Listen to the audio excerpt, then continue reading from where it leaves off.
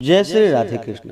आप सभी का आपके अपने YouTube channel VK Mishra present में बहुत बहुत स्वागत है। आइए आज आप सब सुनेंगे कार्तिक मास महात्म्य कथा में 13वें अध्याय की कथा। तो बोलिए प्रेम से भगवान विष्णु की जय, माता लक्ष्मी की जय, तुलसी माता की जय, भगवान श्री कृष्ण की जय, सर्वदेवी देवता की जय। नारद जी बोले, इस प्रकार सुनकर क्रोध से व्याकुल जालंधर करोड़ों दैत्यों के साथ शीघ्र निकल पड़ा। जाते जाते उसको शुक्र और राहु दिखाई दिए और मुकुट भूमि में गिर पड़ा। वेग के मारे वह स्वयं भी गिर गया। दैत्यों की सेना से युक्त सैकड़ों विमानों से आकाश ऐसे भर गया जैसे वर्षा ऋतु में मेघ से भर जाता है। उसके उद्योग को देखकर इंद्रादिक सब देवता अलक्षित हो शिव जी के समीप गए और उनसे प्रार्थना करते हुए कहने लगे कि हे स्वामी, हे प्रभु, क्या आप इन देवताओं की आपत्ति को नहीं जानते? अतएव हमारी रक्षा के निमित्त इस सागर नंदन को मारिए। देवताओं के वचन सुनकर शिव जी ने हंस के महाविष्णु भगवान को बुलवाकर कहा। ईश्वर बोले कि हे विष्णु, आपने संग्राम में जालंधर को क्यों नहीं मारा? उल्टे अपना स्थान वैकुंठ छोड़कर उसके घर में जा बसे। विष्णु जी बोले, वह आपके अंश से उत्पन्न हुआ है इसलिए, तथा लक्ष्मी का भाई है, इस कारण उसको संग्राम में नहीं मारा। आप ही उस दानव का वध करो। ईश्वर बोले, वह महातेजस्वी इन अस्त्रों से मेरे हाथों न मारा जाएगा, इसलिए देवताओं समेत आप अपने तेज का अंश शस्त्र बनाने के लिए मुझे दीजिए। नारद जी बोले, इसके बाद विष्णु आदि सब देवताओं ने अपना अपना तेज दिया। वे सब तेज इकट्ठे हो गए। यह देखकर शिव जी ने अपना भी तेज छोड़ा।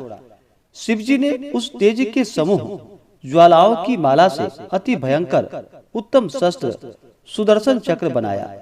उसमें से जो कुछ तेज बचा रहा उसे इंद्र ने वज्र बनाया। करोड़ों हाथी, घोड़े, रथ तथा प्यादों से युक्त जालंधर को शिवजी ने कैलाश पर्वत के समीप ही भूमि में देखा। उसको देखते ही सब देवता जैसे आए थे वैसे ही शिव के चले गए और शिवगण अति शीघ्रता से युद्ध के लिए संग्राम में उतर आए। तदंतर शिवजी की आज्ञा से नंदी, गणेश, स्वामी कार्तिक आदि गण युद्ध के लिए दुर्मदभूत कैलाश से शीघ्र उतर पड़े। तत्पश्चात कैलाश के समीप की भूमि में शिव और दैत्यों में शस्त्र अस्त्रों से घोर संग्राम हुआ।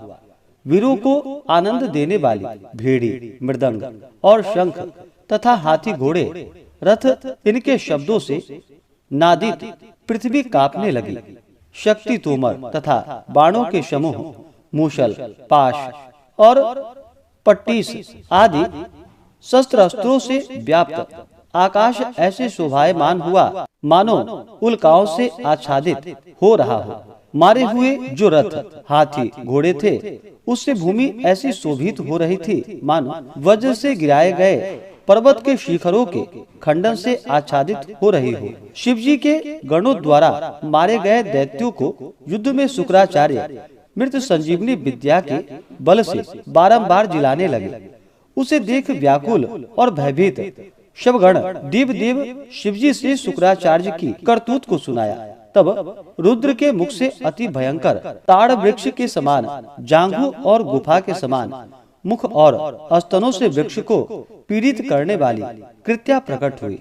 उसने युद्ध भूमि में आकर बड़े बड़े असुरों को भक्षण कर लिया तथा शुक्राचार्य को अपने भग में छिपाकर अंतर ध्यान हो आकाश को चली गई।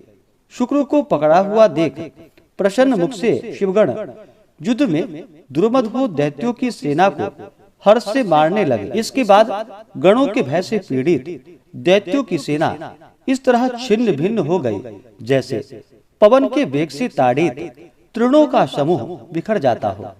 गणों के भय से भागी हुई सेना को देखकर शुंभ और निशुंभ दोनों सेनापति और बलवान कालनेमी ये तीनों क्रोध युक्त युद्ध के निमित्त गए।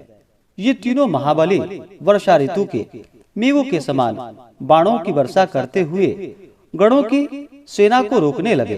तदंतर दैत्यों के सरसमूह टिड्डी दल के समान आकाश और सब दिशाओं में बढ़ गए और उन्होंने गणों की सेना को कंपायमान कर दिया।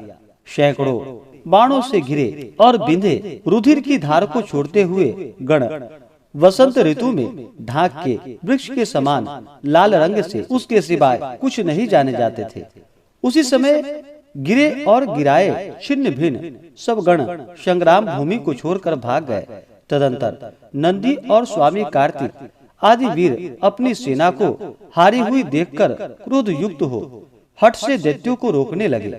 इस प्रकार से कार्तिक मास महात्म्य कथा में 13वें अध्याय की कथा पूर्ण हुई। तो बोलिए प्रेम से भगवान विष्णु की जय, माता लक्ष्मी की जय, भगवान भोलेनाथ की जय, माता तुलसी की जय, भगवान श्री कृष्ण की जय, सर्वदेवी देवता की जय। इसी प्रकार से आगे के अध्यायों को सुनने के लिए चैनल पे अगर आप नए हैं तो चैनल को लाल बटन दबा करके सब्सक्राइब करें, साथ में बेल आइकन घंटी को दबाएं ताकि वीडियो का नोटिफिकेशन आपको समय से मिलता रहे। वीडियो को लाइक करें, शेयर करें, सुखी रहें और स्वस्थ रहें। जय श्री राधे कृष्ण। धन्यवाद।